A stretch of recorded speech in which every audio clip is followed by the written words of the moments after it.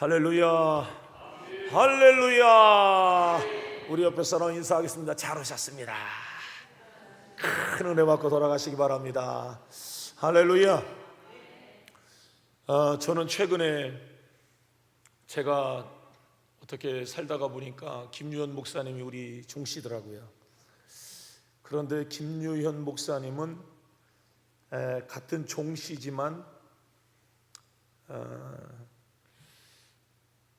저는 이제 우리 할아버지, 증조할아버지, 고조할아버지 이렇게 쭉 올라가면 집안에 잘된 사람들이 참 이렇게 많이 있어요. 근데 김유현 목사님은 한 달이 걸쳐서 곁다리로 이렇게 가서 저 꼭대기에서 만났어요. 뭔 얘기인지 알겠습니까? 남자들은 금방 아는 건데, 제가 17세, 제가 이제 27세인데요 17세 어른부터 해서 집안에 묘를 한 자리에 이렇게 모으는 일들을 한 달 전에 제가 이렇게 좀 했습니다.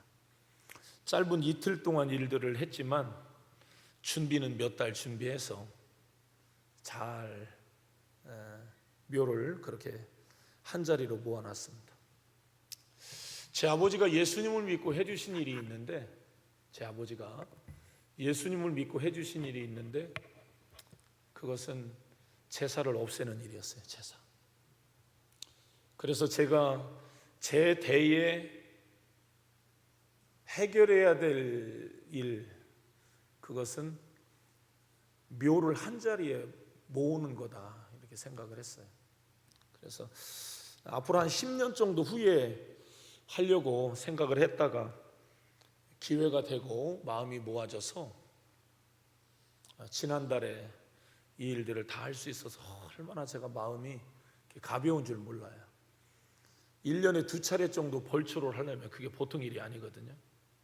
제가 갈 수 없으니까 돈이 들어가야 되고, 거기에 시간 써야 되고, 마음 써야 되고, 돈 써야 되고 하는 이런 것이 저에게 큰 일이었어요.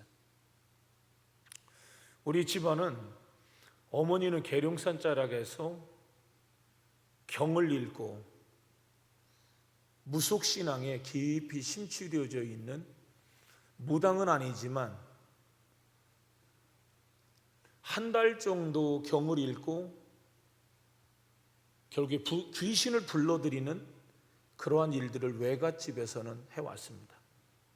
하루 이틀은 할 수 있으려는지 모르지만 한 달 정도 경을 읽는 집은 옛날이나 지금이나 거의 많지 않습니다. 저희 어머니 집이 그러한 일들을 했지요. 저희 아버지는 전통 유교 집안에서 태어나셨고, 제가 청풍 김씨인데 뼈대가 있는 집안이잖아요. 그러다 보니까 할아버지, 사촌들 제사까지 같이, 할아버지가 제사를 집례를 하면 할아버지 사촌들이 다 같이 모이고, 그럼 그 자리에 저희 아버지 가고 제가 가고, 이런 것이 최소한 한 달에 한 번, 두 번, 세 번 막 이렇게 있단 말이에요. 왜냐하면 사촌 할아버지 집에 제사가 있으면 가니까 사촌 할아버지가 할아버지만 3명, 한 분 돌아가시고 고모 살아계시니까 4집이 되니까 그게 적지 않죠. 그런 제사를 할아버지가 드렸고 아버지가 지냈고, 저도 장손이라고 해서 밥 3번 떠놓는 거, 귀신에게 젓가락 3번 이렇게 하는 거, 그거 제게 담당 했단 말이에요. 그런 아버지와 그런 어머니가 예수님 없이 살아가던 22살의 젊은 청년 처녀가 교회 옆집으로 시집을 온 거예요. 교회 옆집에서 살림을 뿌리는 거죠. 이게 종갓집이에요. 기와집이 있고, 안채가 있고, 사랑채가 있고, 허청이 있고, 뒤쪽에 가면 짐승들 키우는 곳이 있고, 그게 저희 시골집이에요. 집에 들어가려면 대문 삐그덕 끽 열고 들어가는 그런 집 말이에요. 근데 바로 옆에 교회가 있었어요. 한 10년 정도는 이분들이 잘 살았어요. 아버지는 노름 좋아했고요. 아버지는 술 굉장히 좋아하셨고요. 그런데 밥을 굉장히 많이 드셔서 알코올 중독까지는 가지 않았지만 알코올로 인해서 어머니를 구타하는 그런 일들이 남모르게 어머니하고 아버지 사이에서 그런 불협화음들이 일어났어요. 그 속에서 저는 태어났고, 저는 전륜발이 소아마비로 태어났어요. 저의 2살 위에 있는 누이는 폐병 환자였고요. 제 밑에 3살 밑에 여동생, 5살 밑에 남동생, 7살 밑에 여동생이 있는데 그 여동생이 어릴 때에 3살 때 집 앞에 샘에서 빠져 죽었어요. 아버지는 허리뼈가 썩어 들어가는 병에 들려서 서울대 병원에서 수술을 3번 했는데 더 이상 살 가망이 없으니까 사형 선고를 내리고 집에 가서 유종의 미를 거두고 죽으라고 하는, 이건 뭐 사형 언도죠. 그래서 우리 아버지는 돌아오셔서 수면제를 털어놓고 아버지는 돌아가시려고 했어요. 충남 논산에 가면 관축사가 있는데 은진미륵이라고 큰 미륵이 있어요. 거기에 여행을 다녀오시고 난 다음에 돌아가시려고 했는데 옆집의 교회에 전도를 받았어요. 성경은 강권하라고 그러잖아요. 교회 한번 나와볼려? 그게 아니라 교회 나와! 이렇게 한 거예요. 강권한 거예요. 지금까지는 당신이 하고 싶은 대로 다 하셨는데 내 부탁 한 번만 들어주세요. 간청을 한 거예요. 거기에 우리 아버지는 이끌린 것이고, 살기 위해서 죽으려고 했다가 살기 위해서 선택한 것이 복음이었고, 당대에 하나님께서 귀하게 쓰셨던 현신애라고 하는 여자 권사님이 신유의 은사가 강했어요. 전국 8도를 다니면서 현신애 권사님은 집회를 하셨는데 우리 아버지는 택시를, 그 옛날 어려울 때에 택시를 대동하고 현신애 권사님의 집회를 전라도면 전라도, 경상도면 경상도, 서울이면 서울, 그냥 집회 장소 시간을 아버지가 다 가지고 있으면서 쫓아다녔죠. 다녀오시면 집회 현장에서 있었던 이야기들을 아버지는 해주곤 하셨어요. 놀라운 것은 서울대 병원에서 죽는다고 이야기했던 3번씩이나 이만큼씩 허리를 째내고 수술을 했음에도 불구하고 원인을 찾아내지 못했는데, 하나님을 믿는 하나님의 종이 말씀을 전하고 은혜를 받고 기도를 받고 그러면서 우리 아버지가 점점 좋아지는 신기한 일이 벌어진 거예요. 제 나이가 초등학교에 불과하지만 우리 아버지는 집회에 다녀오셔서 집회 현장에서 있었던 이야기를 아주 진솔하게 저에게 말씀해 주신 거예요. 그때의 제 마음속에, 저를 보시겠습니까? 그때의 제 마음속에 확실하게 들어오는 것 하나가 있어요. 그게 뭐냐면 예수님을 믿으면 죽을 사람도 사는구나 라고 하는 거였어요. 여기는 아멘 해야 될 대목이에요. 아멘. 자, 저를 봐야 돼요. 저는 설교할 때 저 안 보면 제가 귀찮게 하는 수가 있어요. 이 마이크를 들고 이렇게 밑으로 내려가는 수가 있으니까 그 사태가 벌어지지 않도록 도와주시기를 바랍니다. 아멘. 예수님을 믿으면 죽을 사람도 사는구나. 아멘. 다시 한번, 예수님을 믿으면 죽을 사람도 사는구나. 아, 예수님이 작정하시면 죽을 사람이 사는구나 라고 하는 것을, 그게 믿음이겠지요? 그런데 그걸 제가 현장에서 아버지의 사건을 보면서 제가 그 마음을 제가 갖게 되는 거예요. 저는 소아마비 환자이며 대체적으로 핸디캡이라고 하는 것을 가지고 있으면 열등감이 사람에게는 있어요. 그 열등감이 있으면 쉽게 삐지죠. 그게 저라고요. 마음이 요만한 거예요. 복 받는 거나 잘 되는 거나 이런 것들을 보면 다 어떤 것에 문제가 있냐면 그릇의 용량에 문제가 있더라고요. 야 이놈아, 사내 자식이 밴댕이 소갈딱지 같아가지고 그래서 뭐해 먹고 살으려고 그래? 어른들이 옛날에 그렇게 말씀하셨어요. 사내 대장부가 말이야 마음을 그렇게 써? 이런 말씀들을 옛날에 어른들이 하셨는데 그때는 몰랐는데 나이를 먹으면서 용량의 차이가 굉장히 중요하구나. 어떤 사람은 소주잔 갖다 놓고 꽉 찼다고 얘기하는 사람이 있어요. 어떤 사람은 양동이를 갖다 놓고 꽉 찼다고 얘기하는 사람이 있고 어떤 사람은 다라를 갖다 놓고 꽉 찼다고 말하는 사람이 있어요. 이것도 그릇이고 이것도 그릇이고 이것도 그릇이라면 여러분은 소주잔 같은 사람인가 양동이 같은 사람인가 큰 다라 같은 사람인가는 여러분 스스로 한번 멈추고 체크해 볼 필요가 있어요. 왜냐하면 사람은 그만큼 담고 사니까. 비가 오늘 밤 9시에 온대요. 지금은 여러분들이 비를 안 받지만 우리는 어릴 때 비를 받았죠. 빗물을 받았잖아요. 초가집에서 떨어지는 그 빗물, 정수되어져서 내려오는 그 빗물 말이에요. 기와장에서 떨어지는 그 물 말고 초가집에서 떨어지는 정수된 그 물, 그것을 요만한 다라를 놓고 아침에 일어나도 꽉 차고 세숫대야를 놓고 자고 일어나도 꽉 차고 농약통 이따만한 거 갖다 놓고 아침에 일어나 보면 꽉 차고 사람은 그릇을 어떻게 준비해 놓냐에 따라서 그릇만큼 사람은 채워지더라는 거죠. 맞습니까? 동의하십니까?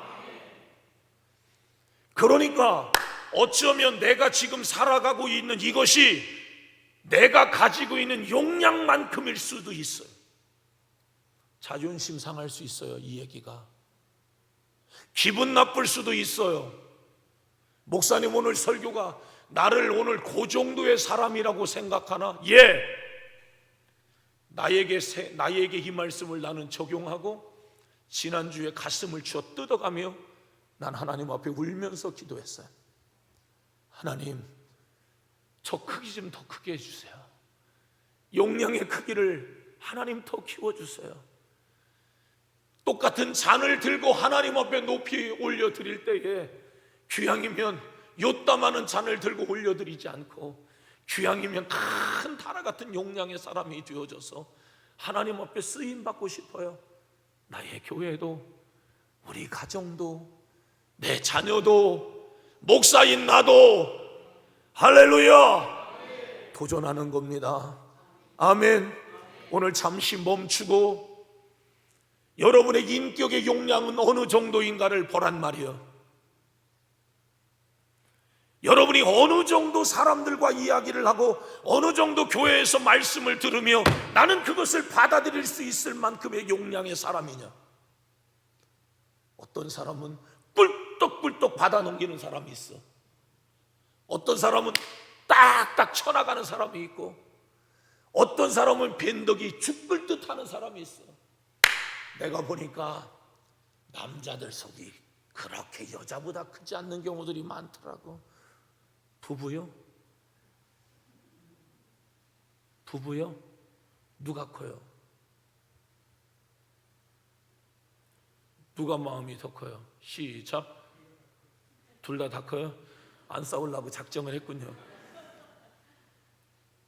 내가 보면 교회는 남자보다 여자가 많아. 그것은 한국 교회를 지탱하고 있는 힘이 여성들이 훨씬 더 많이 있다라고 하는 거죠. 여자들의 믿음이 남자를 압도하는 경우가 훨씬 더 많이 있어요. 나이 먹을수록 남자는 여자 말 잘 들어야 된다라고 하는 얘기도 많아요. 내 마음속에 저는 남자고 제 아내는 여자잖아요. 제가 더 커야 되잖아요. 제 아내가 저한테 목회의 훈수를 둘 거 아니에요. 그러면 제가 안 듣는 것처럼 해요. 근데 나중에 가만히 생각하면 그 말이 맞아. 그럴 때가 많아요. 어릴 때는 제가 대를 세웠어요. 그런데 지금은 대를 세우지 않아요. 당신 말이 맞아. 제가 2013년도에 공황장애가 왔거든요. 2013년도에 제가 쓰러졌다고요. 공황장애가 오니까 죽을 것 같더라고요. 그런데 안 죽는 게 더 죽을 것 같더라고요. 그 이후에 공황장애 걸린 사람들의 마음을 100% 이해하니까 공황장애 걸린 사람들을 보면 상담도 되고 몇 마디의 이야기가 공황장애의 상황에서 숨이 꼴딱꼴딱 넘어가는 상황에 한 50% 정도는 몇 마디의 이야기만 가지고도 사람이 제가 목사님 살 것 같네요, 이런 사례가 여러 번 있었어요. 저는 열심히 해보려고 우리 어머니 병간호 5개월 하고 난 다음, 어머니 돌아가시고 난 다음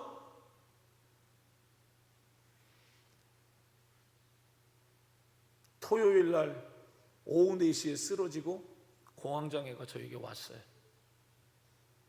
그런데 공황장애가 뭔가 생각지도 안 했다가 와버리니까 이게 뭔가 싶지 않겠습니까?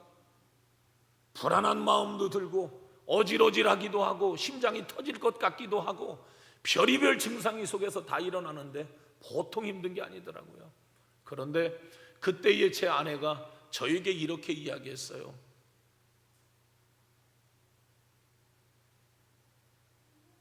목사님, 성경의 욥이 믿음으로 그렇게 살았지만 그 욥이 사단이가 밀었을 때에 욥에게 고통이 왔잖아요.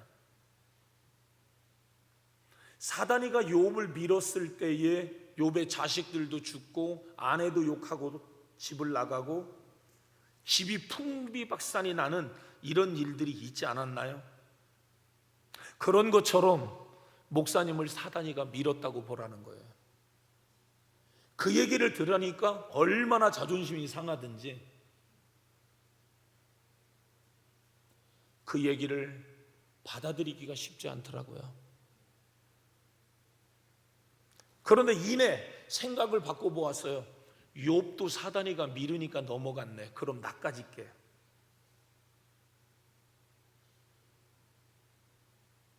그런데 욥은 승리했잖아요. 목사님을 사단이가 밀어서 지금 그렇게 됐는데 욥처럼 그렇게 일어나 보라고 하는 제 아내의 훈수였어요.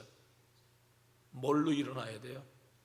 용량으로 일어나야 돼요. 버티게 하면 안 돼요. 자존심 부리면 안 돼요. 승질 부리면 안 돼요. 고집 부리면 안 돼요. 영적인 것은요, 여러분 확실해요.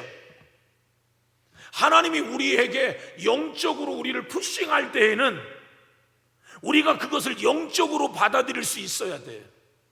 아세요? 사단이는 끊임없이 믿는 사람들을 도전하고 있다라고 하는 거. 하나님은 피 흘려 사신 교회도 끊임없이 도전하고 있다라고 하는 사실을,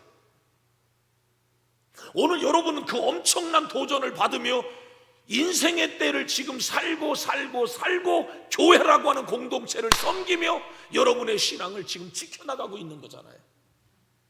이 엄청난 도전을 오늘 우리들이 받고 있는 거지요. 그런데 그때 어떠한 사람들은 용량이 요만해서 그냥 무너져 버리죠. 성질을 부리죠. 어떠한 사람들은 만세가 귀찮으니까 무기력함으로 그것을 대응하는 경우들이 있죠. 그냥 어떻게 되겠지 뭐, 시간 지나면 될 거야. 여러분, 이러한 사람들이 있지 않겠어요? 그런데 영적인 것이 우리에게 딱 다가왔을 때에는 반드시 말씀의 능력과 기도의 능력과 하나님이 주시는 능력으로 돌파하라 해. 아멘. 여기에는 우연히, 적당주의, 운명론, NO. 여기에는 반드시 뭐가 있냐면 영적인 게 있는 거예요. 그러니까 저는 만약에 그때 소주잔만한 용량의 사람이었다면 성질을 부렸을 거예요. 그걸 지속시켰을 거라고요. 그리고 병원에 가서 약을 먹으면 되지, 아마 이런 식으로 제가 갔을 거예요. 물론 제가 약을 안 먹었냐? 먹었어요. 18일 동안 18일치 약을 딱 받고 마음에 들어온 게 뭐냐면, 첫 번째는 감사가 들어왔고, 두 번째는 19일째는 하나님 어떻게 해요? 18일 동안은 이 약으로 사는데 19일째는 어떻게 해요? 이게 바로 기도가 되더라고요. 제 아내는 이걸 영적으로 보았던 거예요. 그래서 저에게 조언을 해준 거죠. 그래서 제 아내도 기도하고 저도 기도하며, 제가 3층 목양실에서 쓰러졌거든요. 공황장애가 오면 그 자리는 가고 싶지가 않아요. 그게 운동장이라 할지라도 운동장 자체 거기에 서 있고 싶은 마음이 0.0000001%도 없어요. 생각만 해도 어지러워요. 근데 목양실이 어떻게 해야죠? 어떻게 해야 돼요? 하나님, 나 어떻게 해야 돼요? 목양실에서 설교도 나오고 행정도 나오고 모든 게 목양실에서 다 나오는데, 하나님, 나 그럼 어떻게 해요? 그때 제가 두유 한 잔 먹고 쓰러졌거든요. 그러니까 두유는 쳐다보기도 싫어요. 두려움이 확 들어오죠. 그런데 제가 식사와 식사 사이에 지금 즐겨 먹는 게 두유예요. 하나님, 나 어떻게 해요? 거기 가기 싫은데. 설교는 늘 하던 일이니까 그냥 집에서 준비하고 어떻게 해도 괜찮아요. 그런데 거기를 떠날 수는 없잖아요. 제3의 장소 설교실을 만들어야 돼. 목양실을 제3의 장소로 만들어야 돼. 어떻게 해야 돼? 정면으로 승부해야 돼. 사단에게 빼앗긴 영역이다. 나의 사단에게 빼앗긴 이 영역을 내가 찾아와야 된다. 그래서 기도하고 영적인 내공을 쌓는 거예요. 기도하고 또 기도하고, 내게 있는 믿음을 극대화시키고 내게 있는 믿음을 끌어당겨가며, 오늘 내 안에 믿음을 축적시켜가며, 오늘 사단과 전면전을 한번 할 거다. 마음을 배르고 디데이를 만들어 놓고 오늘 1층에서부터 에너지를 총 집결 딱 해가면서 1층에 계단을 올라갈 때 봉이 있지 않습니까? 봉을 딱 잡고 십자가 군병들 주 위에 일어나, 찬송을 해가면서 빼앗긴 영역을 찾아오는 마음을 가지고 한 걸음 한 걸음 한 걸음 올라갈 때마다, 그 땅을 내가 다시금 빼앗는다. 너는 떠나가라.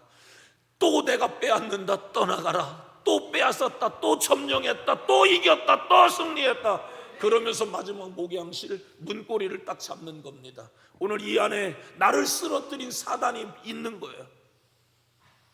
나는 오늘 사단과 전면전을 선포하고, 오늘 이 안에 들어있는 사단과 오늘 내가 믿음을 가지고 내가 싸우리라. 문을 있는 대로 세게 잡고 문을 빵 열어 제치면서, 나와! 사탄아, 떠나가라! 너는 오늘 끝났어! 오늘 하나님이 승리하셨지, 이겼어, 떠나가. 사람들이 나를 보면 미친놈 소리 지르듯 나는 살기 위해서 처절한 몸부림을 예수의 이름으로 외쳤어요. 놀라운 것은 그날 저는 약 한 80% 정도 제 몸이 해결되어지는 것을 느꼈죠. 용량. 우리는 매일 눈에 보여지지 않지만 사단의 어떠한 역사들을 우리가 몰라서 그렇지, 사단은 지금도 우는 사자처럼 우글거리고 으르렁거리며 여러분의 믿음을 실추시키고 여러분의 마음을 불편하게 만들고, 그것이 사람의 용량과 그 사람이 가지고 있는 어릴 때부터 가졌던 어떠한 상처와 여러 가지 집안의 어떠한 그런 상황들로 그 사람의 용량을 요렇게 만들어 놓고 요렇게 만들어 놓고 요렇게 만들어 놓아서 그런 상황에서 상처와 어떤 상황들이 맞닥뜨려지게 되어지면 그것 때문에 무너지고 또다시 무너지고 제발 용량이 큰 다람만큼만 되어지면 아무런 문제가 없을 텐데 울릉도에 가는 가장 빠르게 가는 배가 강릉에 있어요. 2시간 40분. 기름 조금 떼고 가려고 좀 천천히 가더라고요. 3시간 이렇게 잡더라고요. 이게 울릉도 저동으로 들어가죠. 그리고 묵후에서 후포에서 배가 뜨죠. 강릉에서 가는 배는 빠르고 묵호와 후포, 포항에서 가는 그 배는 5시간도 걸리고 늦게 걸리죠. 배가 커요. 풍랑주의보가 똑같이 내렸는데 강릉의 배는 못 가는 경우들이 많아요. 배가 작아서 그래요. 파도를 못 이기는 거예요. 그러나 묵호에 있는 배는 그 파도를 이길 수 있는 큰 배, 그 안에다가 차 싣고 다니는 큰 배 말이에요. 이건 웬만한 풍랑들을 다 이겨버려. 포항은 더 커. 그러니까 울릉도 사람들은 포항으로 가장 많이 다니겠죠. 도동항 쪽으로 가는 거. 용량의 문제란 말이에요. 어떠한 사람들은 그러한 상황에서 그냥 무너져 버리고 더 이상 일어나지 못하는 경우들이 있어요. 아산병원에서 오랫동안 행정 업무를 보았던 교회 집사님이 있어요. 이 집사님이 이렇게 이야기하더라고요. 목사님, 병원에 들어올 때 걸어서 들어왔는데 암입니다 라고 하는 말에 다리에 힘이 풀려가지고요 휠체어 타고 집으로 돌아가서 끝나는 경우들이 있어요. 어떠한 사람들은 휠체어를 타고 들어왔다가 휠체어를 집어 던지고 가는 사람도 있고요. 뭐죠? 저는 지금 이것을 하나님의 역사다 여기까지 끌고 가고 싶잖아요. 이 부분은 용량의 문제라고 하는 것을 말씀을 좀 드리고 싶은 거예요. 내 삶의 크기가 지금 어느 정도냐라고 하는 것입니다. 다른 부부들을 보면 그런 정도는 그냥 넘어가잖아요. 그런데 왜 우리 부부는 이런 정도 가지고 맨날 짜그락거리고 왜 이렇게 싸워야 되나 한번 생각해 보셨나요?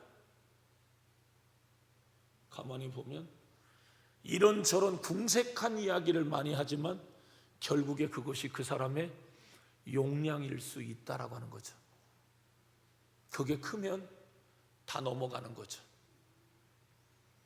저는 오늘도 그릇을 준비하고 그릇의 크기를 더 크게 하는 시간들이, 훈련들이, 마음 관리가 저에게 너무 필요하다. 왜냐하면 이렇게 만들어 놓으면 요만큼밖에 못 담기 때문이다. 귀향이면 크게 만들어 놓고 큰 것을 담으려고 힘쓰고 애씀이 우리에게 필요하지 않은가. 이것을 영적으로 들어가 보면 사단이는 계속해서 교회 공동체를 공격하고 있고 믿음의 사람들을 공격하고 있는 거죠. 사실은 초신자들이 크게 공격받지 않아요. 목회자가 가장 카운터 펀치를 세게 맞아요. 항존직 직분자들이 가장 사단에게 굉장한 공격을 받고 있었어요. 더 나가서 기도하지 않고 먹고 노는 교회들은 공격받지 않더라고요. 그런데 기독교나 하려고 하고 영적으로 해보려고 하는 교회들은 사단의 타겟가 되는 것을 보게 되었어요. 그런데 이 속에서 영적인 용량이 큰 사람들은 기도로 그 상황을 돌파해 나아가는 거죠. 아, 이게 당연히 오는 거구나. 그러니까 초신자에게는 초신자에 맞는 시험거리가 있고 기신자에게 오래된 항존직 직분자들에게는 그만한 고난이 오고 목회자들에게는 더 큰 것들이 올 수 있겠지요. 그럴 때 이 부분들을 나는 무엇으로 넘어갈 건가? 그것을 기도로 승부수를 띄우는 교회가 되라는 거예요. 우리 집은 그러한 배경을 가지고 있다라고 말씀을 드렸어요. 그러니까 살아도 사는 게 아니라 이건 지옥이죠. 그래서 어느 날은 아버지가 엄마를 두들겨 패는 그 모습을 보며 내가 어떻게 해볼 수 없는 어린 나이이기에 이게 살아가는 거냐? 이게 삶이냐? 죽을 용기는 없어서 시골의 자순물 설거지 물 옆에 부엌칼을 가지고 와서 사랑방에서 자면서 나가 오늘 잠자다가 죽어버렸으면 좋겠다. 그래서 가슴에 품고 이렇게 잡았어요. 죽을 용기가 없어서. 아마 죽을 용기를 사단이가 줘버렸으면 나는 죽었겠지. 고마워 사단아, 죽을 용기를 안 줘서. 그렇게 비참하게 인생을 살았어. 왜 내 인생이 이렇게 비참할 수밖에 없을까? 어릴 때는 그런 걸 몰랐어요. 어릴 때 중고등학교 때 수련회를 가고 기독교나 하는 교회에서 이러한 영적인 스파크가 엄마 아버지 속에서 일어나니까 우리 집안에 뭔가 보이지 않는 영적인 기운들이 있었던 게 사실이었어요. 그러니까 고등학교 2학년 때에 지금은 세종시 장군면이지만 그때 당시에는 장기면 충남산 기도원이라고 하는 곳이 있었는데 그 기도원에 올라가서 수련회를 하는데 우리가 16명이 숙소에서 50m 정도 지상으로 직선거리로 딱 올라가면 거기에 대성전이 있는데 대성전에서 우리 16명이 막 하나님 앞에 기도했죠. 그런데 산 밑에 숙소에서 사람이 헐레벌떡 쫓아오며 우리 아들 좀 살려달라고. 그래서 우리도 바쁘게 밑으로 내려가 보니 아들이 발광을 하고 있는데 나이가 30살이야. 맨날 이 아들이 책을 보면 썬데이 서울, 썬데이 뭐 스포츠, 음란책 이런 것들을 봤다는 거예요. 그러니까 음란 귀신이 들어가 가지고 막 옷을 벗어 제끼고 막 이렇게 하는 거야.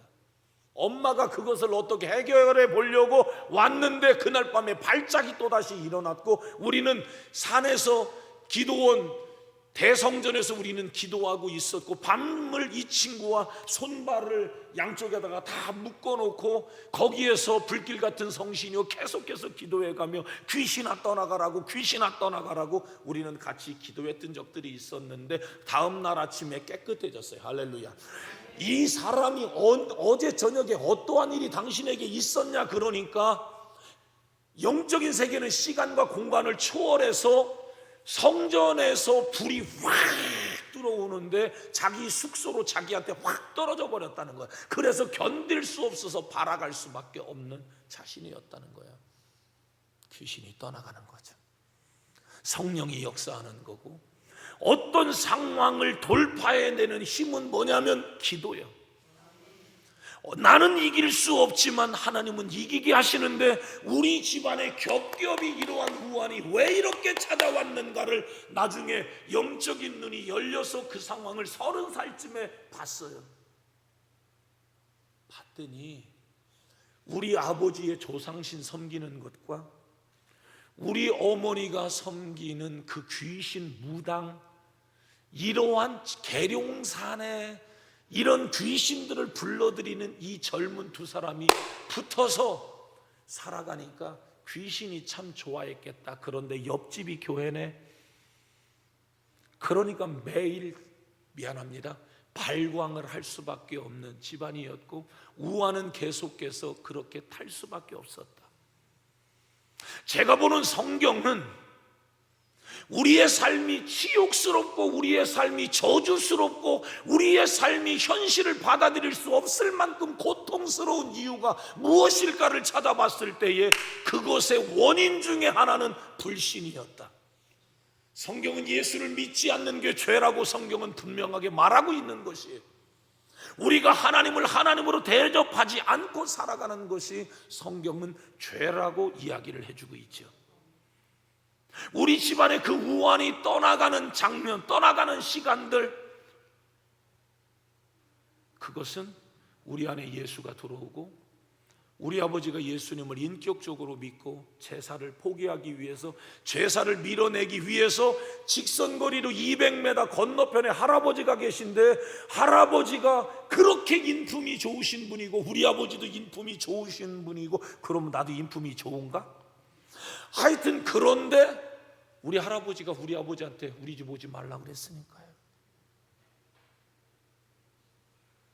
인품 좋은 거하고 영적인 거하고는 전혀 다른 걸 봤어요. 우리 아버지는 동네 사람들이 야 상배가 교회를 다닌단다, 야야야야 상배가 교회를 다닌다, 제가 볼 때에 우리 아버지 머리 위에다가 막걸리를 버버리더라고요. 아버지 친구들이, 같이 술 먹던 사람들이. 우리 할아버지 할머니가 그렇게 핍박하고, 그런데 우리 아버지가 그걸 다 이겨내시더라고요. 꿀떡꿀떡 다 삼키더라고. 우리 작은 아버지들은 가고, 우리 아버지를 전도한 공주 사범대학교를 다니던 우리 삼촌이 계셨는데, 삼촌은 할아버지가, 삼촌이 지금 장로님이거든요. 그 장로님의 딸이 교회 사모가 됐고, 믿음의 사람들이 작은 아버지를 통해서 많이 나왔는데, 그 작은 아버지는 명절 때 오라고 하고 우리 아버지는 오지 말라고 하더라고. 이게 뭔 좋아요? 그런데 우리 아버지가 5년 동안 그걸 견뎌내더라고요. 그러니까 할머니가 아버지를 불러서 니들은 웃방에 들어가서 제사 끝날 때까지 있다가 나와라. 이건 제사 안 지낸 거니까 이거 먹어. 그러면서 시작되고 가까워지며 할아버지가 돌아가시기 몇 년 전에 제사의 의미가 없다 그러면서 제사를 포기하고, 우리 집안은 제사 안 드린다 그러면서 교회를 나오시고, 우리 증조할머니가 100살에 교회를 나오시고 101살에 돌아가셔서 우리 집안이 예수 믿는 집안이 됐어요. 할렐루야. 그러면서 저는 소아마비에서 노임을 입는 이 신비로운 은혜를 하나님이 저에게 주신 것이고, 우리 누나는 폐병에서 노임을 받는 신비로운 은혜를 하나님이 주시는 것이고, 죽은 내 여동생은 살아나오지 못했지만 우리 집은 행복해요. 할렐루야. 나는 여러분들이 어떤 고난들이 찾아올 때, 저주스러울 만큼의 우리의 인생이 찾아왔을 때 내가 진짜 믿음의 사람인가?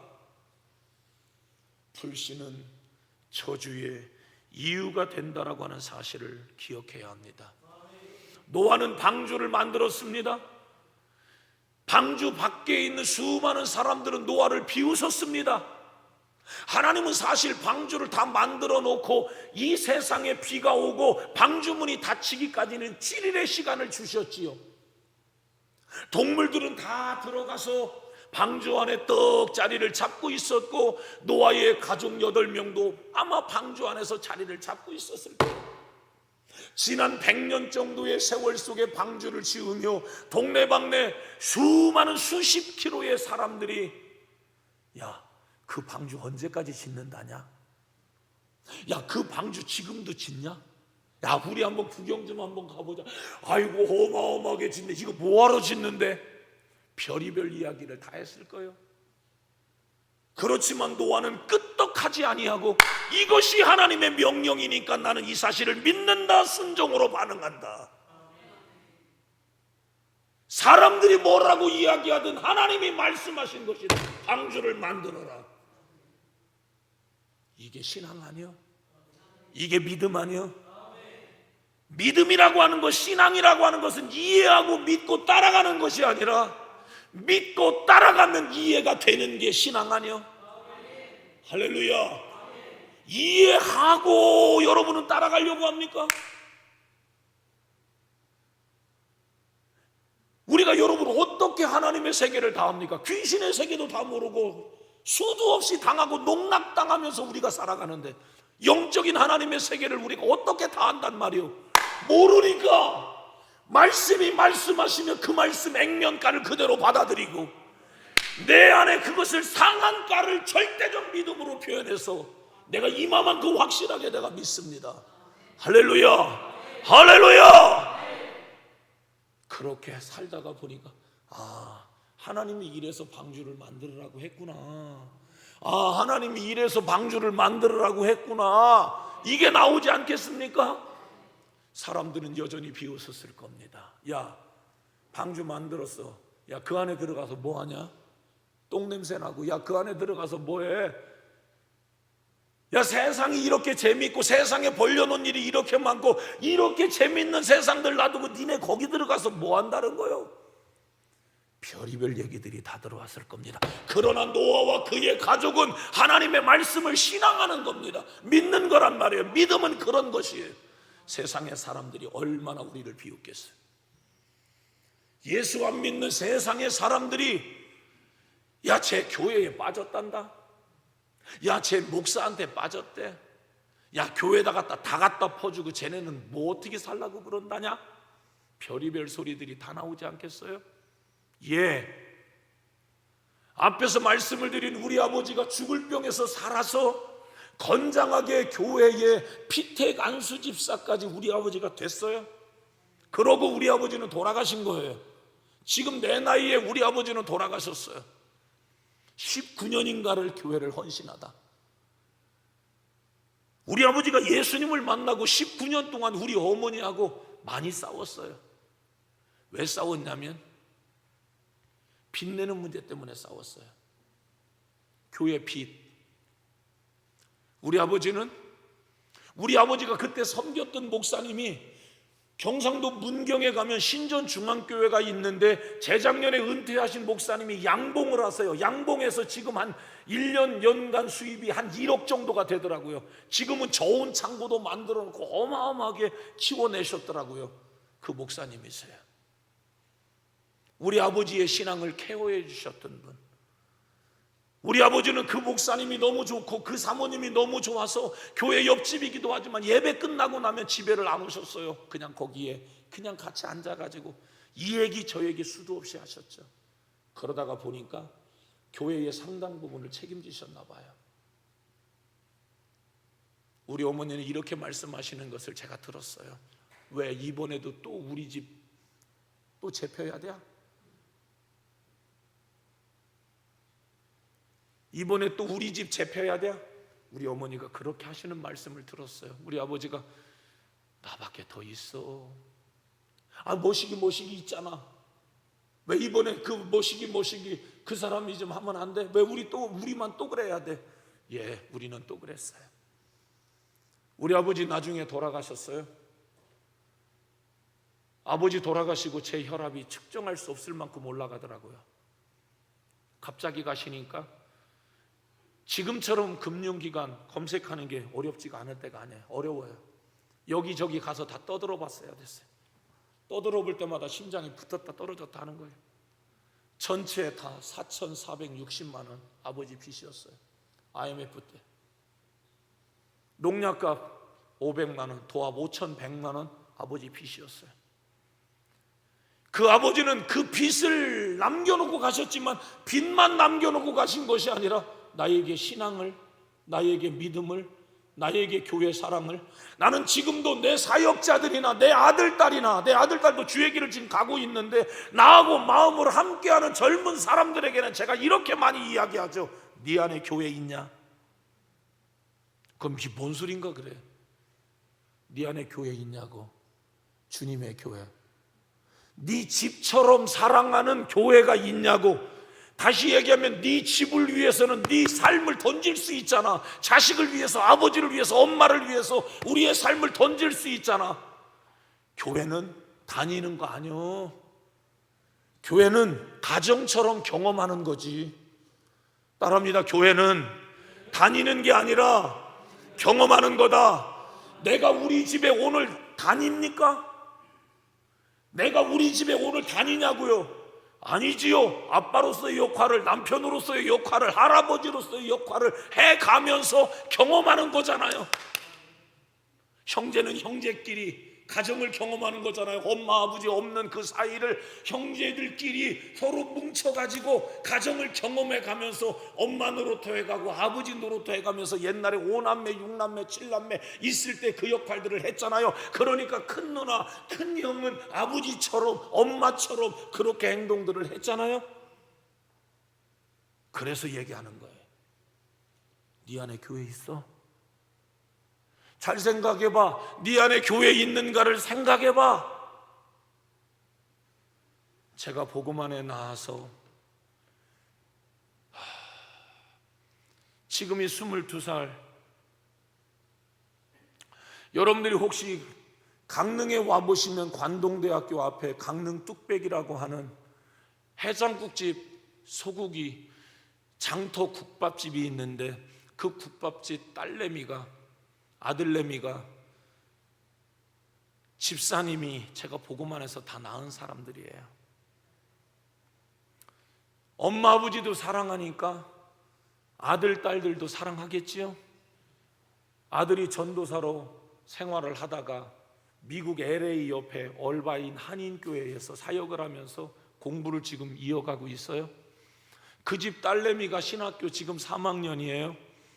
어저께 제가 목양실로 잠깐 불렀어요. 얘야,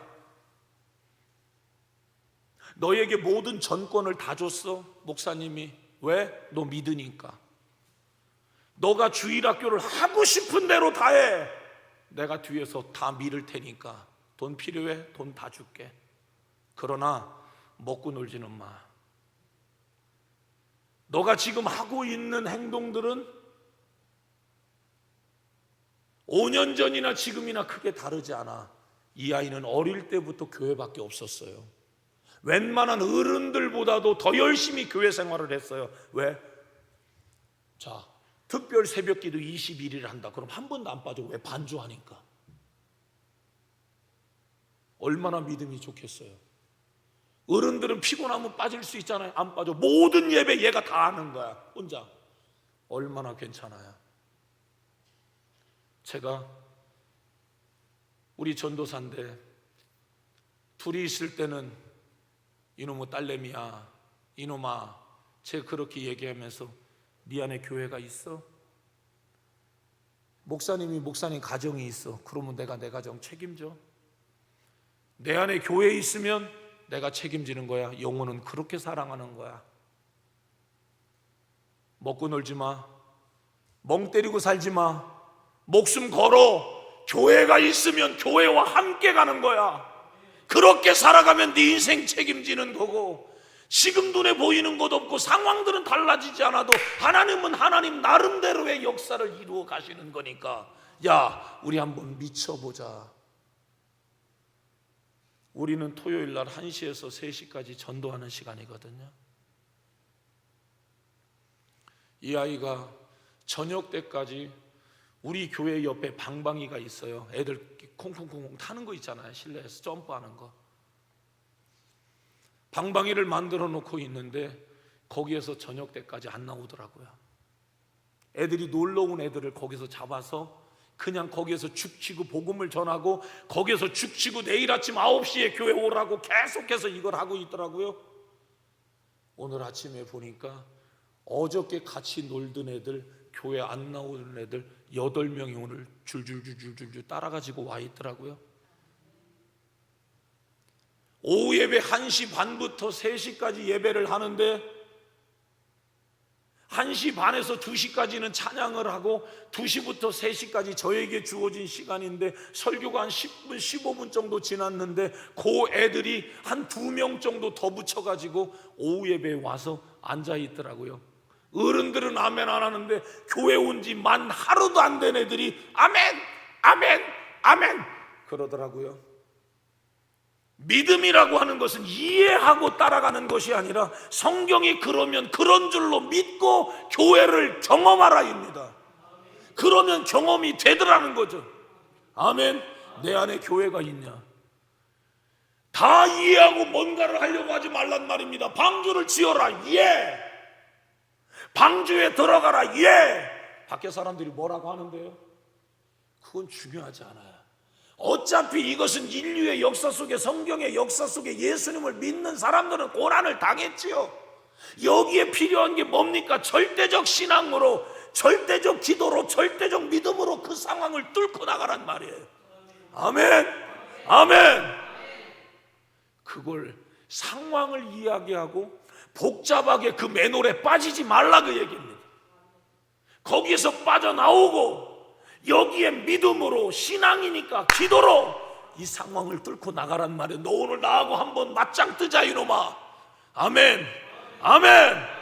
오늘 한번 맞짱을 뜨자. 병을 갖다 준 귀신이냐? 맞짱 한번 뜨자. 우환을 가져다 준 귀신이냐? 맞짱을 뜨자. 내가 믿음이 없어서 지금까지 그랬습니다. 이 불신이 죄입니다. 하나님 철저하게 회개하오니 나를 불쌍히 여겨 주시옵소서. 내가 지은 죄를 인정합니다. 더 이상 핑계대지 않겠습니다. 마치 여러분 자술서를 하나님 앞에서, 경찰서 앞에서 자술서를 쓰듯 하나님 앞에서 내가 인실짓고 해가면서 그렇게 그랬습니다. 지금부터는 기도하겠습니다. 지금부터는 못된 짓 하지 않겠습니다. 돌아서겠습니다. 확실하게 딱 해놓고 성령의 능력을 저에게 주시옵소서. 이 상황에서 내가 물러서지 않도록, 이 상황에서 내가 무너지지 않도록 성령의 충만함을 달라고 하나님 앞에 기도해 가면서, 그래서 용량의, 영적인 용량의 사람이 어떤 상황에 사단이가 도전을 해와도 데미지를 입지 않을 만큼 강력한 힘을 가지고 있어라, 그 얘기요. 할렐루야. 불신은 저주를 만들어내요. 믿음은 저주를 몰아낼 수 있어요. 아멘. 믿음은 고난을 뚫고 나갈 힘이 생기는 거예요. 믿음은 축복으로 바꿀 수 있어. 할렐루야, 할렐루야. 노아는 끄떡하지 않는 거야. 그 방주 안에서 보내는 7일, 사람들은 수도 없이 저 짐승 똥냄새 나고 짐승 소리 나는 저 속에서 갇혀가지고 지금 뭐 한다냐, 지금 뭐 하는 짓거리야 지금. 노아는 거기에 요동하지 않는 겁니다. 믿음이라는 게 그거예요. 내가 하나님의 말씀을 확실하게 믿으니까 방주의 문이 털컥 닫혀지고 기쁨의 샘물이 밑에서 쏟아오르고 위에서 물폭탄이 터지며 40주야가 그렇게 되어질 때에 비로소 사람들은 알았지. 야, 우리가 헛소리를 한 거구나. 이것 때문에 노아가 저 방주를 지었다는 거냐? 노아는 이렇게 생각했지. 그때 하나님 말씀 들은 거 진짜 잘했다. 진짜 그때 우리 집이 하나님 말씀을 선택한 거 진짜 잘했다. 노아의 가족이 가슴을 쓸어내리며 하나님의 말씀은 절대적인 거구나, 이 말씀은 불변하지 않는 거구나, 힘들고 어려워도 이 말씀대로 우리는 계속해서 가야 한다. 그러므로 방주의 문이 닫혀지기 전에 사람들이 살았던, 하나님의 아들들이 사람의 딸들의 아름다운 것을 바라보며 지 멋대로 시집가고 장가가고 못된 짓을 하던 그러한 모습들을 계획하고 살아내고 준비하지 말고 내 안에 방주는 지어지고 방주 안에 다 들어가고 370일 이후에 방주 밖으로 나왔을 때 하나님께서 무지개를 띄우시고 더 이상 물로 심판하지 않는다. 더 이상의 저주는 없다. 이제는 내가 확실하게 약속한다. 무지개의 언약, 방주 밖에서 나와 영원히 하나님과 여러분들이 영생복락의 주인공으로 누려야 할 그 세대를, 그 세월을, 그 시간들을 오늘 준비하라입니다. 무엇으로요? 믿음으로. 무엇으로요? 믿음으로. 믿음으로 여러분들이 오늘의 삶을 살아내시기를 바랍니다. 불신은 저주를 만들어내는 겁니다. 그때의 군중심리에 의해서 수많은 사람들이, 야, 내가 굉장히 똑똑하지, 야, 내 말이 맞지, 야야야야야, 내 말이 맞지 않냐, 저거 야, 무슨 성회를 하고 무슨 기도회를 하고, 여러분 보니까 새벽에도 기도하고 저녁에도 기도하고 애지간히 성도들 볶아대네. 그런데 여러분, 이게 사는 거 아닙니까? 이게 교회 아닙니까? 내 집은 만민이 기도하는 집이라고 말했잖아요.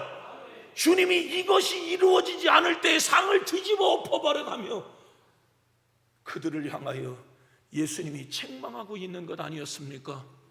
교회는 기도해야죠. 교회는 전도해야 되고, 교회는 예배해야 되고, 하나님의 성호를 높여드리는 것이 교회여야 돼요. 그러나 세상의 사람들은 얘기할 거예요. 야, 엄마, 아빠, 우리하고 같이 바캉스 가자고, 놀러 가자고. 오늘 우리 교회도 놀러간 놈들이 있더라고요. 나중에 끝나고 조사해 보니까 놀러간 놈들이 있더라고. 잘 되겠다, 잘 되겠다 이놈아. 애 믿음으로 키우겠다고 5월 첫 주 하나님 앞에 헌화해 가면서 하나님 앞에 그렇게 해놓고 잘 되겠다. 제가 방해를 받았잖아요. 지서방이었어요. 지서, 무기고를 지키는 지서방이. 그런데 그날 주일 오후 시간이었던 것 같아요. 금강변에서 연락이 왔어요. 급하게 순경과 함께 주일 오후에 그 현장을 가보니까 시체가, 시신이 두고 하나는 건져오고 하나는 옆에서 8살짜리는 울면서 손 이렇게 해가면서 불안해가지고 가고 있고, 위에는 천막이 치어져 있고, 초등학교 3학년 여자아이를 끄집어냈는데 이 아이를 살려내기 위해서 40분을 인공호흡을 하는데 튜브에다가 바람을 넣듯이 하니까 핑! 그러고 고개를 딱 돌리고 심폐소생술을 안 살아나더라고요. 내 느낌에는 사는 것 같은데 옆에 있는 경찰이 그만해 죽었나 봐. 그런데 이쪽에서 고등학교 2학년 남자아이, 제가 봐도 잘생겼어. 그러니까 얘네들이 다 이종 사춘지간들 요런 애들이야. 가족여행을 고기로 온 거예요. 이 아이의 아버지가 이렇게 얘기하더라고요. 내가 봐도 쌍둥이 아이인데 고등학교 2학년 잘생겼어. 아버지가 그러더라고요. 너 때문에 내가 많이 행복했어. 그러면서 흐느끼더라고요. 그러면서 엄마가 이야기하더라고요. 그거 보라고 내 말만 들었어도 이 꼴 나지 않았냐고, 오늘 교회만 갔어도 이러지 않지 않았냐고 얘기를 하더라고요. 자기들끼리 하는 얘기요. 그러니까 이 여자는 오늘 주일이니까 교회 가자고 했던 거예요. 그런데 나머지가 우기고 가족끼리 놀러 가자고 했던 거겠지. 너무 아픈 얘기니까 더 많은 이야기를 묻진 않았지만 느낌이 저에게 그렇게 다가왔어요. 그때부터 지금까지 내 마음에 하나님의 말씀대로 살지 않으면 눈에 지금 당장 안전한 것처럼 보여지고 괜찮은 것처럼 보여지지만 그건 괜찮은 게 아니다. 위장된 저주가 그 속에 숨어 있다라고 하는 사실을 좀 알라, 그 이야기입니다. 말씀대로 살고 믿음으로 사는 그것이 내 신앙을 지키는 것이고, 방주의 사건 370일 이후에 하나님과 영원한 무지개 언약으로 들어가는 축복의 시대가 열려진다는 사실을 믿으시란 말이에요. 오늘 재밌어도 재밌는 게 아니야. 영원히 보장되지 않으면. 방주 밖에서 그들이 아무리 좋은 차 사고 좋은 집 타고 좋은 보트를 사고 좋은 레저를 즐기고 아무리 그들이 몇십만 원짜리 뷔페를 먹으면서도 돈 걱정하지 않고 그들이 살아도 영혼의 세계가 준비되지 않은 사람이라면 그들은 저주받은 인생 아니냐, 그 얘기예요. 아브라함은 그 믿음을 가지고 있었기 때문에 100살에 낳은 자식 이삭도 드릴 수 있었던 거예요. 믿음으로 하면 죽어도 산다고 하는 히브리서의 말씀을 보면 이 아브라함에 대해서 얘기할 때 하나님은 살리시는 하나님이라고 하는 확실한 믿음이 아브라함에게 있었던 겁니다. 계산하지 않습니다. 믿음은 그런 거란 말입니다. 그냥 믿는 겁니다. 따지는 것이 아닙니다. 그걸 논리화시키지 말라, 그 얘기입니다. 목회자가 논리가 없어서 그러는 게 아닙니다. 하나님의 말씀을 여러분들이 논리화시키고 복잡하게 하면 인생이 꼬이게 되어져 있어요. 그렇게 하면서 큰 믿음을 갖는 사람은 대한민국에 한 명도 없고 이 지구상에 한 명도 없습니다. 대단한 논리를 가지고 있는 놈은 누굴까요? 도울 김용옥이요. 그래 이렇게 하는 사람, 그 사람이 최고의 학자 아닙니까? 한신대 교수의 석좌 교수래. 거기에서 신학생들이 거기에서 공부하고 목회한다니까. 그러니까 민중신학 해가면서 기장측에 신학생들이 나오는 거예요. 그러니까 우리처럼 성령으로 살자, 기도하면서 살자, 회개하라, 막 애들까지도 나와서 은혜 받아야 된다, 이런 이야기를 잘 안 한단 말이에요. 근데 감사한 건 원주의 영광장로교회가 기장측의 교회인데 이 교회는 성령운동을 엄청 세게 하더라고요. 원주에서 가장 성령운동을 세게 하는 교회 중에 하나가 원주의 영광장로교회더라고요. 그 교회의 여자 장로님이 이번에 은퇴하셨는데 저한테 침례받고 저하고 첫 신앙이에요. 그런데 먹고 살기 위해서 원주 가고 거기에서 좋은 교회를 선택하고 거기서 성령 받고 하나님이 엄청난 부유를 주셔서 교회를 멋들어지게 짓는데 큰 역사들을 이루고 그렇게 신앙생활을 멋들어지게 잘하면서 자식들 단돌이도 아주 잘해놨더라고요. 믿음이라고 하는 게 그런 거란 말이에요. 복잡하지 않아. 많이 따지고 그걸 논리화시킨다고 해서 믿음이 좋은 게 아니에요. 믿음이 내 안에 들어올 때는 그래, 내 안의 이야기를 기분 나쁘게 들을 게 아니라, 우리 목사님의 이야기를 기분 나쁘게 들을 게 아니라 내 눈에 보여지니까 내가 해야지. 그렇게 말하니까 내가 기도해서 이겨야지. 하나님 저에게 능력을 주세요. 하나님 저에게 능력을 주세요. 솔직한 건 하나님, 저는 그래도 목사잖아요. 하나님 제 아내보다 하나님 저에게 능력을 주세요. 아멘 좀 해요. 하나님 제 아내보다 사모보다 목사가 더 능력이 좀 있게 좀 해주세요. 막 하나님 앞에 기도했지. 감사한 얘기가 참 많습니다. 믿음은 보이는 세계가 달라져요. 제가 당뇨가 3년 전에 왔어요. 당뇨가 딱 오니까 먹을 음식이 없더라고요. 막 온몸이 막 다리가 꼬이고 막 그래가지고 경련이 일어나가지고 응급실로 갔어요. 그랬더니 483가 뭐 이렇게 나오더래요. 당화혈색소가 10.9. 그러니까 심각해졌었어요. 그런데 여러분의 목사님이 제 마음의 근심을 덜어줬어요. 저는 면을 되게 좋아하거든요. 면. 좀 피곤하게 사는 것도 원인 중에 하나는 맞아요. 스트레스 받고 하는 거 이런 것도 하나의 원인 중에 하나는 맞는데, 제가 면을 좋아하고요, 한밤중에 먹는 거 좋아하고요, 하루에 5끼 먹는 거 좋아하고요. 난 12시에 식사 약속이 딱 돼가지고 다 그때를 아침에 이제 기다리잖아요. 그런데 그 아침 새벽 예배 후에 식사 약속이 하나가 더 잡힌단 말이에요. 점심. 그러면 그것은 1시로 밀어버려. 그리고 12시에 먹고 1시에 가서 또 먹고. 이게 저예요. 그러니까 좀 이상해요. 밥 많이 먹고 라면 다 먹고 밥 2공기 말아 먹고 부대찌개 속에 있는 면 얼마나 맛있어요. 그 짭조름한 거기에다가 마지막에 밥 1공기 탁 비벼서 먹으면 맛있잖아요. 저 그렇게 살았어요. 근데 그거 먹지 말래요. 그게 당뇨의 원인 중에 하나예요. 인생 재미가 없어요. 그런데 여러분의 목사님이 저에게 이렇게 조언해 줬어요. 김 목사님, 이 유튜브를 봐봐. 먹을 게 많아. 먹지 못할 건 조금밖에 없어. 이 말씀을 하시니 예? 그러고 가만히 공부를 해보니까 제 눈이 달라졌어요. 먹지 못할 음식이 많은 게 아니라 먹지 못할 음식은 요만큼밖에 없어. 먹을 수 있는 음식은 이따만큼 많아. 아멘 해야 될 때 먹여. 제 시선이 달라졌어요. 보는 관점이 달라진 거예요.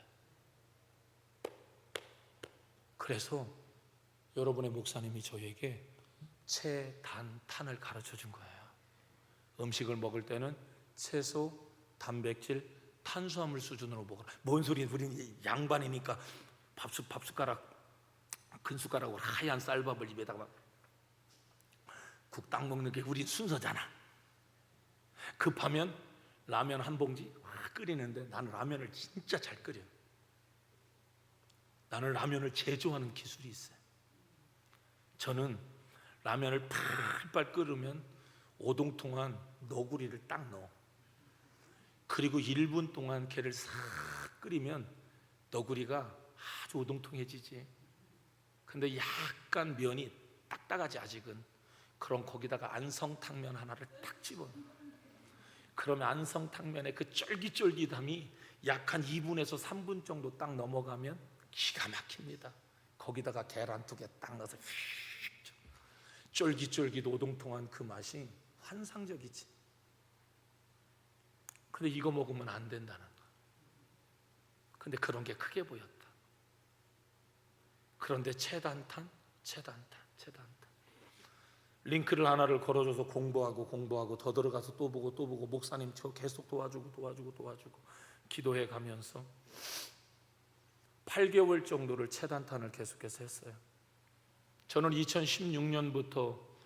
2016년도에 지역의 신천지에게 목사님이 이렇게 맞았어요.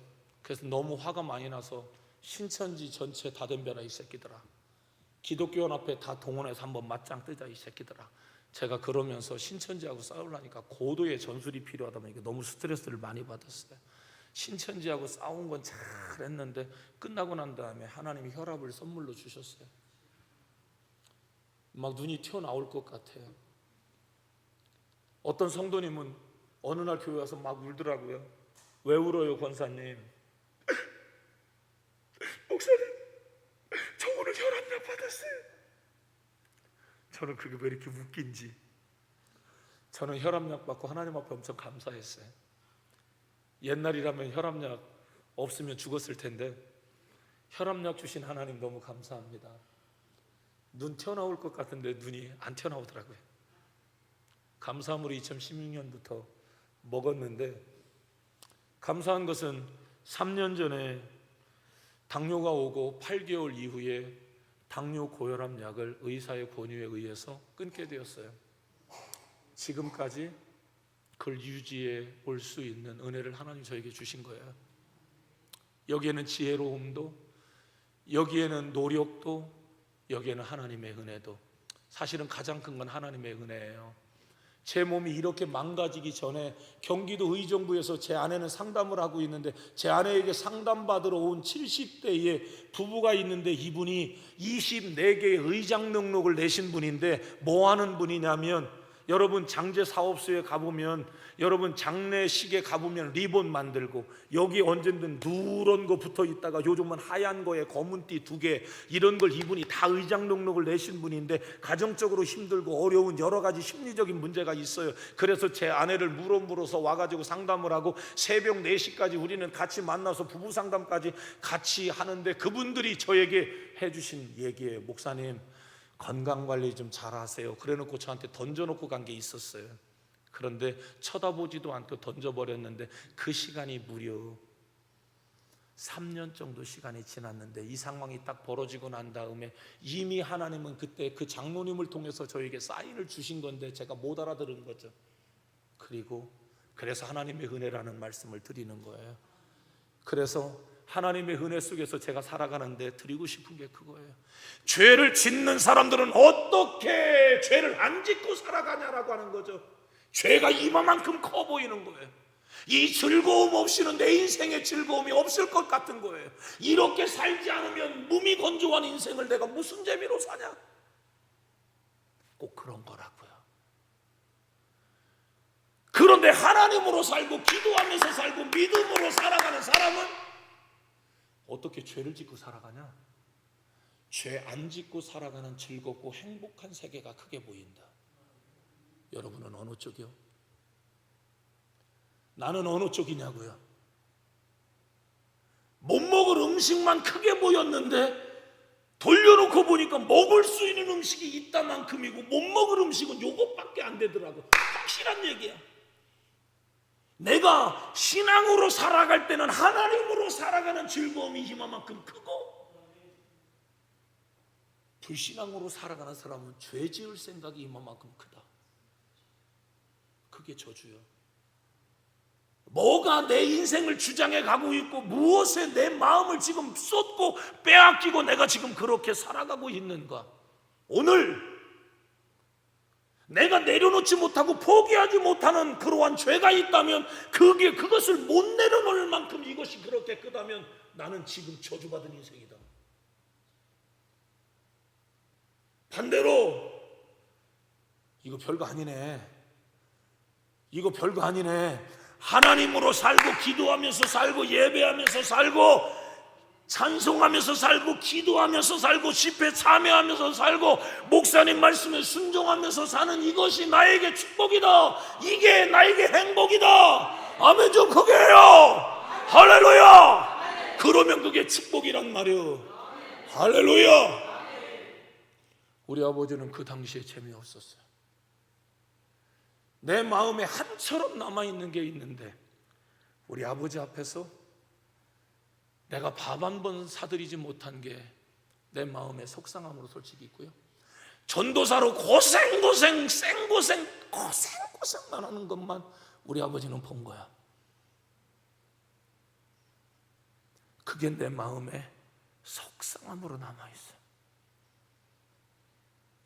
아들 잘 되라고 대인기피증을 가지고 있으니까 어릴 때 기 살려주려고 일부러 공주 시내에 가서 옷 사 입어라 가르치고,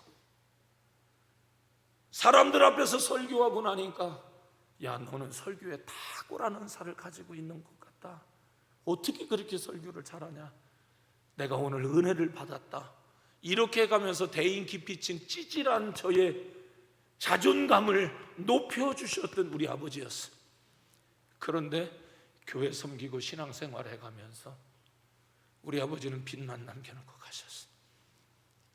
나는 그때는 이 빚이 크게 보였는데 지나놓고 보니까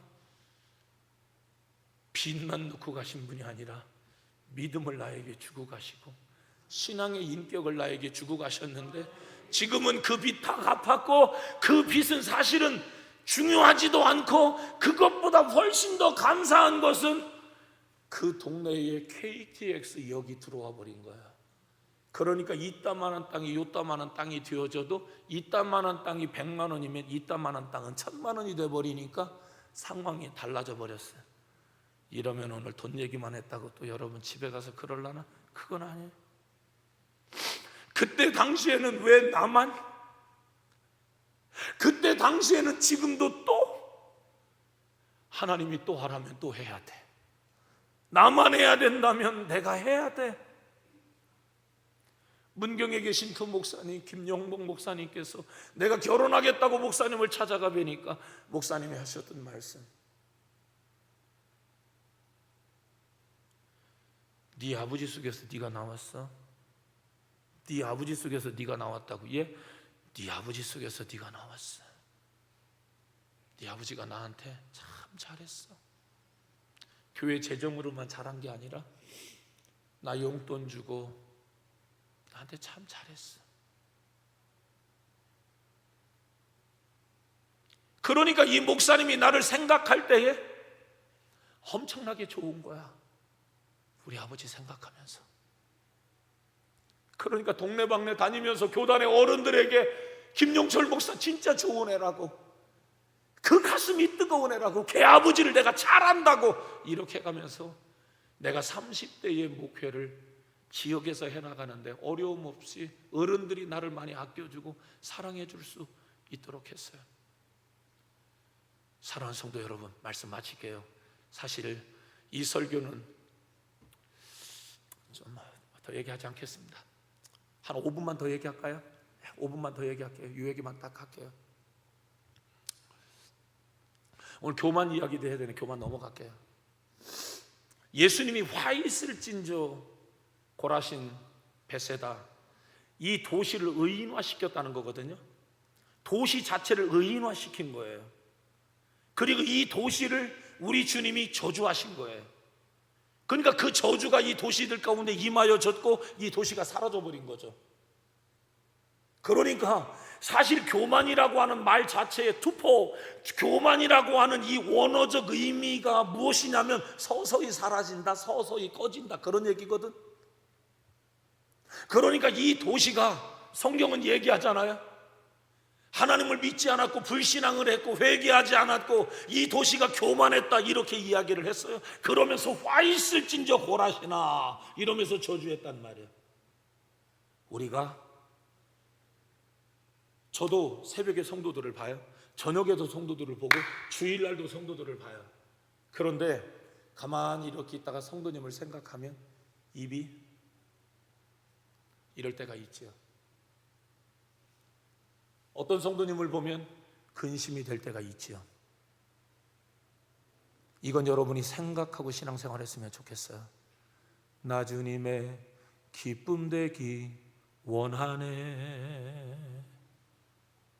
이건 여러분이 생각해야 돼요. 누군가에게 비춰진 나라고 하는 존재가 근심의 대상이 되지 않도록 하라.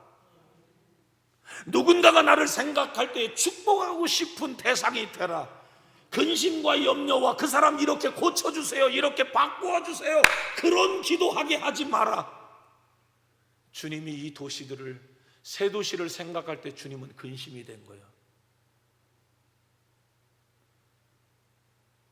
저는 시골에서 방위를 늦게 받고 26살에 상경하면서 결혼을 했어요.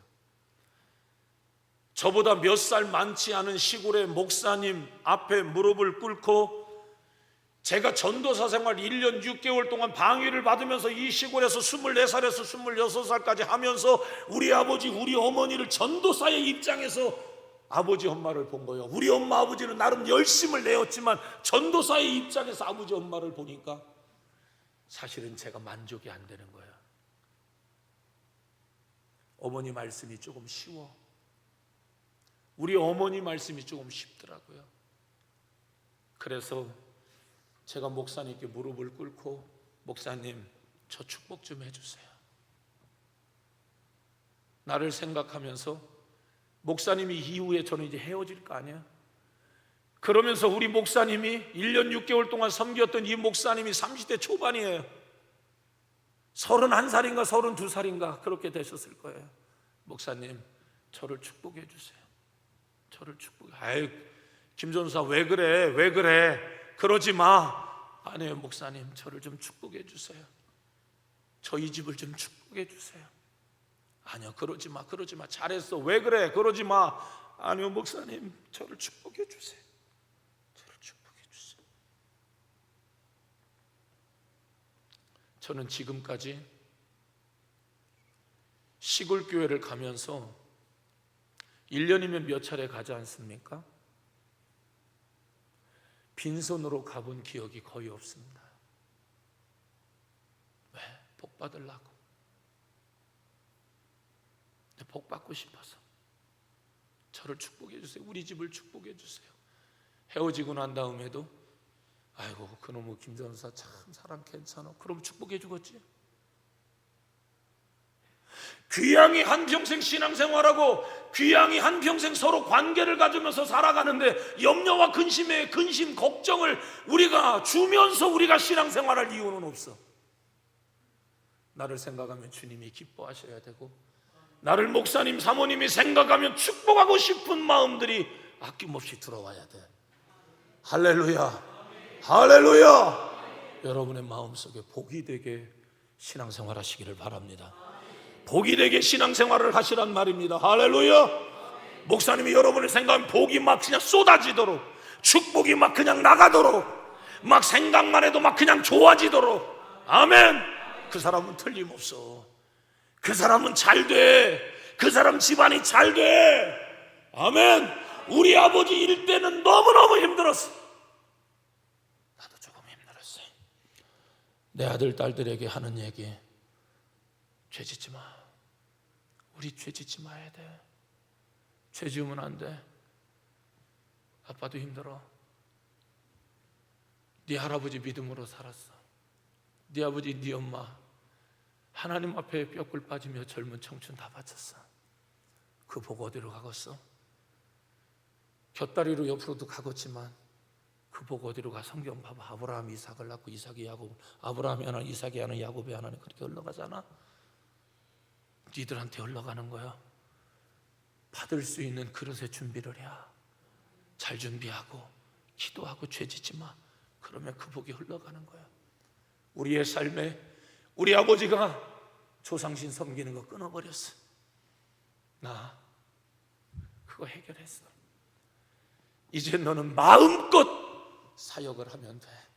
죄 최선을 다해서 주님을 기쁘시게 하면 하나님이 너를 멋지게 쓰시겠지? 사랑하는 성도 여러분, 근심의 대상이 되지 않게 하자. 그 사람을 생각하면 그냥 있는 복 없는 복 막 다 갖다 놓고 싶은 그런 신앙생활을 해 나아가시기를 주의 이름으로 축원합니다. 축원합니다. 말씀 생각하시면서